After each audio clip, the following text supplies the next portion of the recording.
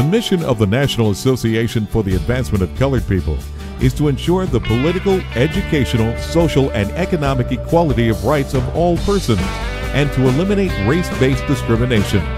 The Hillsborough County branch looks to enact its mission in the local area with the vision of ensuring a society in which all individuals have equal rights without discrimination based on race. The NAACP strives to reach its mission through the enactment and enforcement of federal, state, and local laws securing civil rights by informing the public of the adverse effects of racial discrimination and to seek its elimination.